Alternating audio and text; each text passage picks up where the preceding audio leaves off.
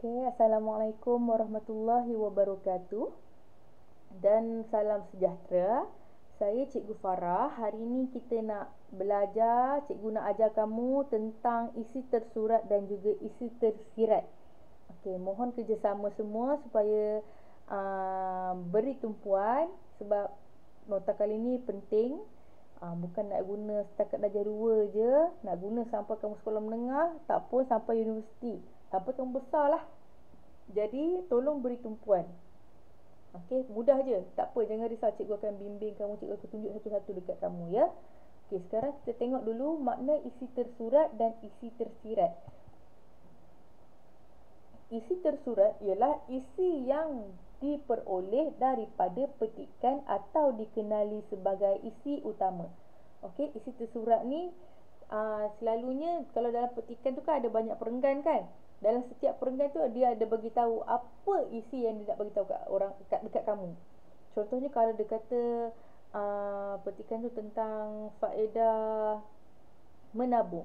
Jadi dalam setiap perenggan tu mesti dia ada terangkan, faedah menabung yang pertama apa, kedua apa, tiga apa, empat apa, lima apa.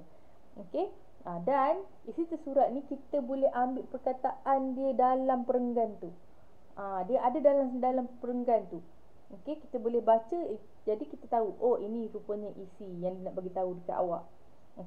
Jadi sekarang kita tengok pula isi tersirat. Isi tersirat ialah di sebalik isi tersurat. Dengan kata lain, kesan atau huraian kepada isi tersurat.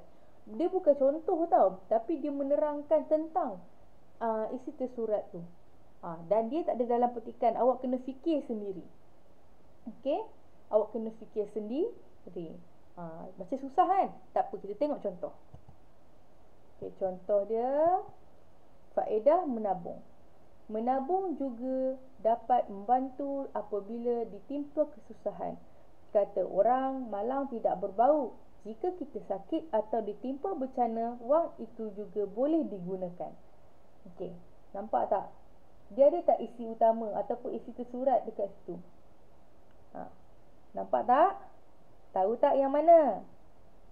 Kita tengok apa dia isi tersurat.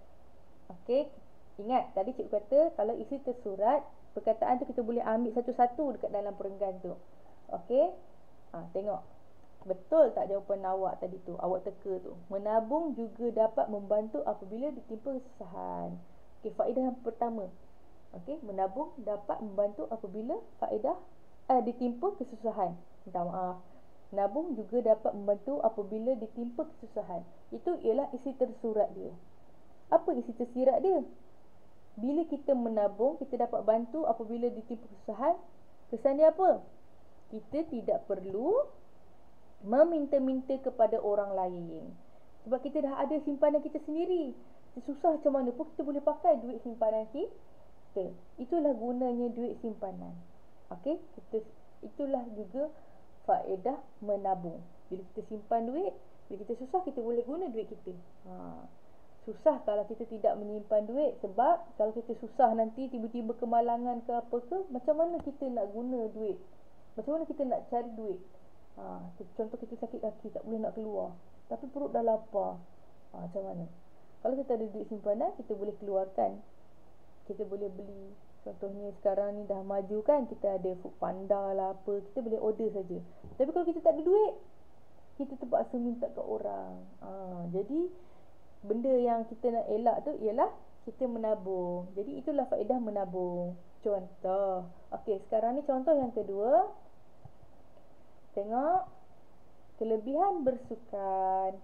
Seterusnya melalui bersukan, kita dapat mengeratkan perpaduan. Kita dapat berkenalan dengan sesiapa saja, tidak mengira umur, bangsa mahupun agama. Ada tak isi penting dekat sini? Ada tak isi tersurat dekat sini? Jumpa tak yang mana satu? Kita tengok contoh isi tersurat. Isi tersurat dalam ni ialah apa kelebihan bersukan? Bersukan dapat mengeratkan perpaduan. Dia dah tulis dah siap-siap ni, nampak ini ni. Bersukan kita dapat mengeratkan perpaduan. Kita boleh ambil terus. Nampak? Ayat tu sama je kan?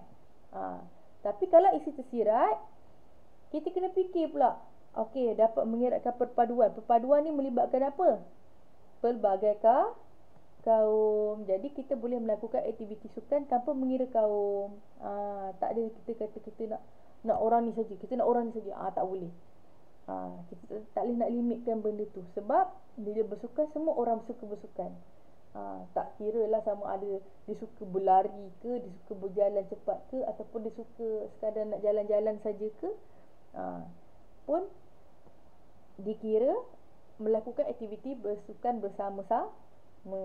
Bila dia masuk ke satu tempat lah, kalau dia jalan seorang-seorang dia, itu je lah, dia seorang lah. Tapi bila pergi ke main, contohnya main bola jaring ke, melibatkan pasukan, jadi dia tak boleh nak memilih. Sebab kena ingat, setiap orang ada keupayaan masing-masing dan kelebihan masing-masing. Kita tak tahu. Kadang-kadang kita rasa tak boleh ada ni, tapi sebenarnya dia pun ada kelebihan dia. Jadi kita kena menghargai setiap orang. Jangan nak milih-milih. Tak baik tau pilih-pilih. Melainkan contoh kalau kita masuk pertandingan, kita pilih yang berbakat. Itu tak apa. Jangan pilih disebabkan dia kawan kita ataupun dia ni bangsa lain. Kita nak bangsa kita saja, bangsa lain tak nak. Padahal bangsa lain pun ada juga yang mahir main benda tu. Jadi kita tak boleh pilih macam tu. Kita kena sama rata dan kita pilih yang terbaik. Okey, itu untuk sukan lah. Okey, jadi faham tak maksud isi tersurat dan isi tersirat? Kalau isi tersurat, perkataan isi penting tu ada dalam petikan. Tapi kalau isi tersirat, awak kena fikir apa yang tersurat tu nak sampaikan. Okey, apa kesan dia, apa benda yang dia nak awak faham. Contohnya ni mengeratkan perpaduan. Jadi bila kata mengeratkan perpaduan, melibatkan pelbagai kaum. Tak kira lah kaum apa-apa pun. Okey, dah. Sekarang kita tengok, kita pergi latihan pula. Sila kenal pasti padanan isi tersirat berdasarkan isi tersurat. Tersirat ni apa? Tersurat ni apa? Tersurat yang ada dalam petikan, okey, ataupun dia dah bagi tahu siap-siap kat kamu. Tapi kalau tersirat tu kamu kena fikir sendiri. Tapi yang ni dia kata padanan. Jadi dia dah bagi siap-siap tersirat tu apa, tersurat tu apa. Awak cuma padankan sahaja. Okey, tengok. Nombor 1. Menambah ilmu pengetahuan. Okey. Nombor 2. Mengisi masa lapang. Nombor 3. Membantu capai kecemerlangan dalam peperiksaan. Agak-agak tiga-tiga ni berkaitan apa? Faedah membaca. Faedah membaca. Faedah pertama, menambah ilmu pengetahuan. Nombor 2, mengisi masa lapang. Dan nombor 3, membantu capai kecemerlangan dalam peperiksaan.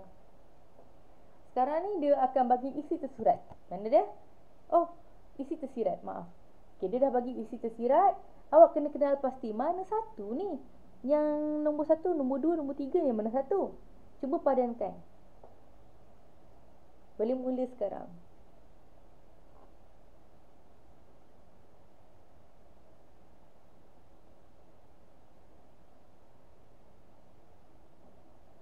Dah ke?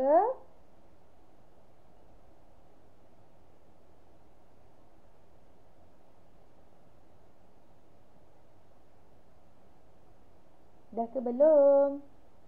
Lagi 5 saat. 1, 2, 3, 4, 5.